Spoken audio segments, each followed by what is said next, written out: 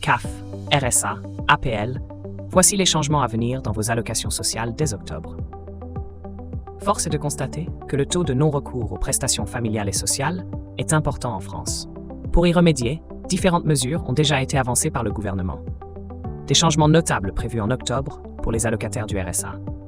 Le revenu de solidarité active, RSA, reste l'une des principales prestations sociales de l'Hexagone. Or, d'après la DRIS, plus de 30% des citoyens français éligibles passent à côté du RSA. Pour lutter contre ces cas de non-recours, plusieurs mesures ad hoc ont été déployées par le gouvernement. A priori, celle-ci vise à simplifier davantage l'accès au RSA. À cette fin, une phase d'expérimentation a été initiée. En plus du RSA, la prime d'activité figure aussi dans la liste. Au total, 19 départements situés en France métropolitaine vont contribuer à cette phase d'expérimentation. En tout cas, les non-recours au RSA s'expliquent notamment par le manque de communication. Effectivement, certains allocataires potentiels ignorent qu'ils sont éligibles à cette prestation. Les autres, eux, préfèrent faire machine arrière en raison des démarches contraignantes liées au RSA. Des retours très encourageants lors de cette phase d'expérimentation. La phase d'expérimentation est déjà en cours dans différents départements de l'Hexagone.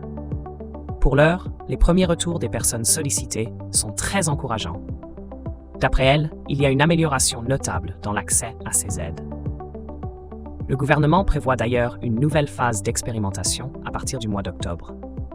Parmi les mesures testées, citons la mise en place de formulaires pré-remplis à grande échelle. Vous l'aurez compris, c'est un peu comme la déclaration de revenus ou encore la solidarité à la source du fisc. Effectivement, des formulaires pré-remplis qui simplifient grandement la procédure. Les données qui y figurent proviennent en l'occurrence des employeurs ou des organismes de protection sociale. Les allocataires potentiels devront juste vérifier les informations communiquées pour s'assurer qu'elles soient véridiques et exhaustives. En plus de ces formulaires pré-remplis, d'autres pistes ont été creusées par le gouvernement. Citons par exemple la mise en place de plateformes digitales intuitives ou encore un accompagnement ad hoc. Des changements déjà prévus pour les prochains mois. De quoi permettre aux candidats d'accéder plus facilement aux aides existantes. Petit rappel sur les départements concernés par la deuxième phase d'expérimentation. Comme l'avait annoncé Catherine Vautrin, ministre de la Santé, du Travail et des Solidarités, 5 départements expérimenteront des formulaires pré-remplis dès le mois d'octobre prochain. Il s'agit, plus précisément, des Pyrénées-Atlantiques, de l'Hérault, des Ardennes, de l'Aube et des Alpes-Maritimes.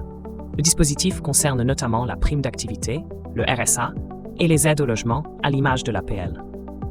En pratique, les CAF vont prélever certaines données auprès des organismes payeurs, France Travail, Caisse primaire d'assurance, etc. De quoi compléter exhaustivement les formulaires de demande d'aide.